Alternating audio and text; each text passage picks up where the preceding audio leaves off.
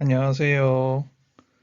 지난주에 성경 말씀 나눔에서 자기 대상에 대해서 이야기를 드렸는데 제가 강의할 때 도식으로 쓰는 게 몇 개 더 있어서 이번에 같이 설명을 드리면 좋겠다 싶어 영상을 녹음을 했습니다.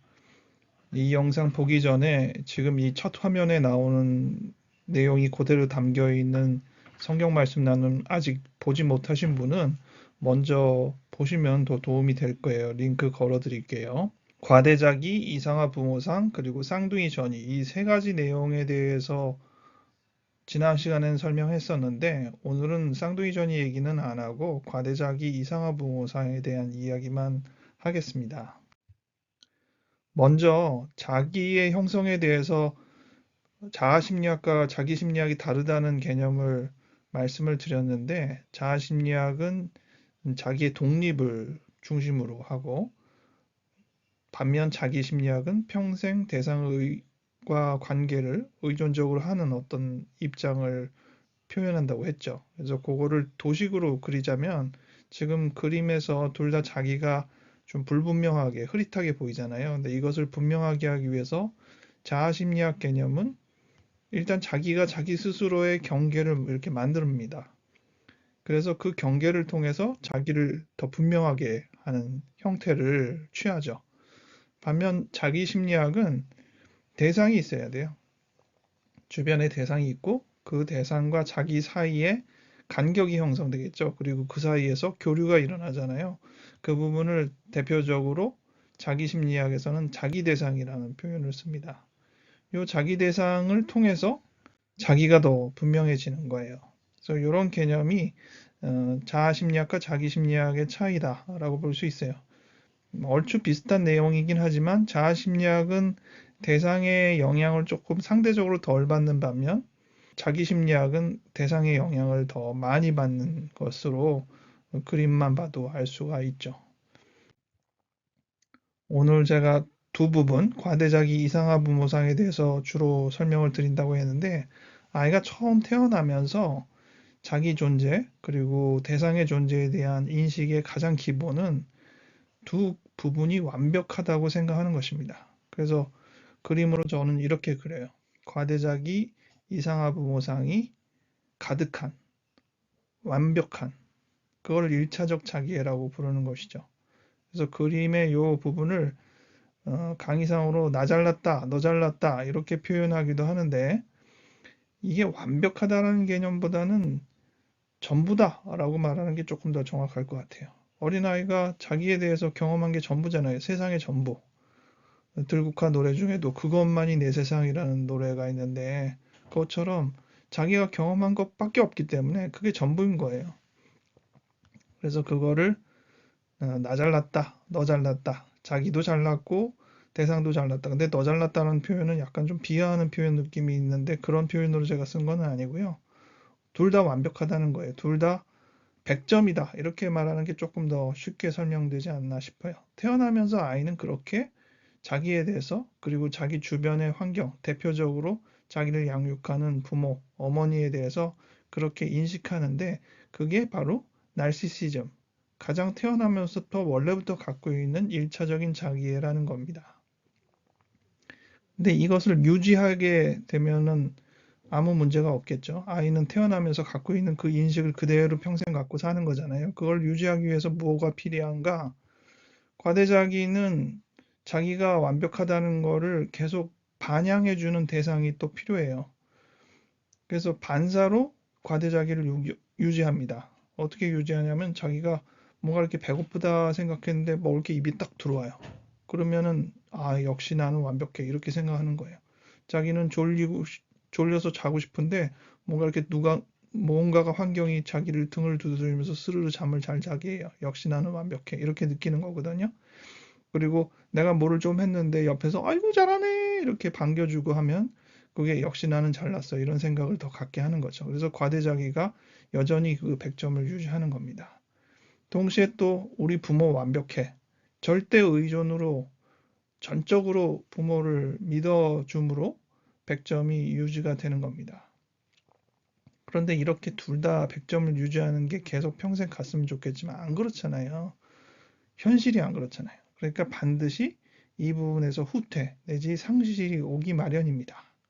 그래서 그걸 그림으로 말하자면 결국 저 100점이 점수가 이제 깎이겠죠. 과대자기가 점수가 이제 100점에서 저렇게 밑으로 내려갈 수가 있는데 어떨 때 저게 내려갈까요? 즉각적인 만족이 있으면 과대자기라고 했는데 즉각적인 만족이 없을 때 내가 배고프다 그러는데 음식이 안 들어와요? 내가 졸리다 그러는데 누군가 이렇게 뭔가 도닥여주고 재워주는 느낌이 없어요? 뭐가 이렇게 깝깝해가지고 칭얼거리고 있는데 뭐가 이렇게 챙겨주는 게 없어요? 그러면은 과대자기가 손상이 됩니다. 그래서 저게 100점에서 오 하고 저렇게 내려가요. 그리고 내가 뭐 이렇게 뭔가 즐거운 반응을 위해서 주변을 두리번거렸는데 아무도 안 봐주거나 또 아이고 잘한다가 아니라 뭐 하는 거야? 뭐 이런 식으로 반응이 나오면 그것이 이제 과대자기가 저렇게 깎이는 거죠. 또 이상화 부모상도 깎일 수 있죠. 부모를 전적으로 의존하려고 했는데 부모가 거절하거나 부모가 그 자리에 없거나 또 조금 더 크면은 이제 부모 외에도 다른 대상까지 비교하게 되는데 비교해서 확실히 그 상대적으로 우리 부모가 저거밖에 안 돼? 이런 느낌의 어떤 점수가 깎이는 부분이 있잖아요. 그러면 저렇게 점수가 내려간단 말이에요. 지금 그림상에서는 과대자기가 조금 더 깎인 것처럼 그렸는데 항상 저렇게 되는 건 아니고 앞서거니 뒤서거니 하면서 어쨌든 100점이었던 저 기준이 저렇게 이제 내려온다는 것이죠. 그것을 자기애가 상실되거나 후퇴되는 개념이라고 이해하시면 됩니다. 그러면 저런 상실과 후퇴는 아까 얘기한 대로 당연한 것이잖아요. 아이가 커가면서 그렇게 경험하는 게 당연한 거잖아요. 그런 당연함에 대해서 많은 학자가 얘기했어요. 이 자기 대상을 주장한 하인즈 콧은 소소한 공감교류라는 표현을 썼고요. 또 위니컷이라는 대상관계학자는 적절한 좌절이라는 표현도 썼고 프로이트도 디카덱시스라는 표현을 통해서 비슷한 얘기를 했습니다. 이러한 그 설명은 조금씩 설명이 다르긴 하지만 결과적으로 세상 살아보니 완벽하지 않구나. 그래서 거기서 현실을 자각하는 그래서 조금 더 성장하는 그런 배경의 내용을 담고 있거든요. 그것도 노래 가사가 있죠. 아픈 만큼 성숙해지고 뭐 이런 가사랑 비슷한 거예요.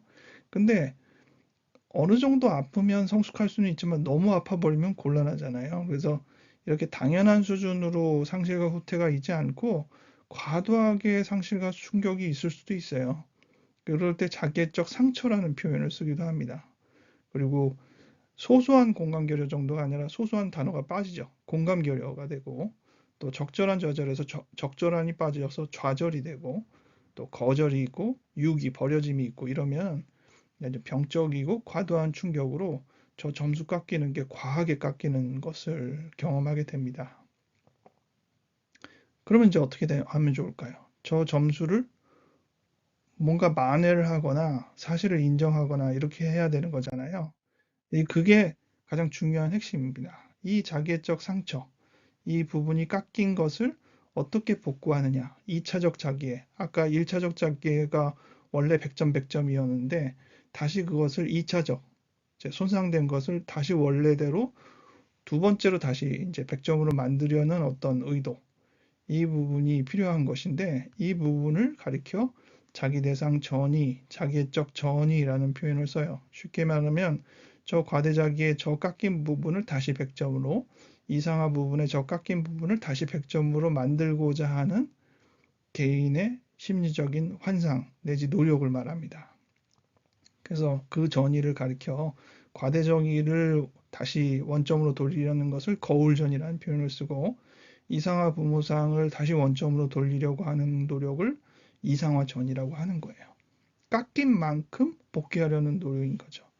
반사를 안 받은 만큼 다시 반사를 받고 거울로 반사를 받고 싶은 것이고 내가 이상화가 깎인 만큼 더 크게 다시 이상화를 하고 싶은 욕구를 반영하는 겁니다. 이것도 그 깎인 것이 좀 정상적이거나 과한 것이 있는 것처럼 복귀하는 것도 다소 우리가 수용하고 건강한 모습과 병적인 부분이 있어요. 일단 건강한 상태에서는 거울 전이와 이상화 전이의 발휘가 상대적이고 유연해요. 상황에 따라서 좀 왔다 갔다 하고 그렇잖아요. 그래서 자연스럽고 심지어 좀 점수가 깎인 것 자체를 인정하기도 하고 뭐 이러면서 다른 대안을 찾고 이러면서 좀 왔다 갔다 해서 부드럽습니다.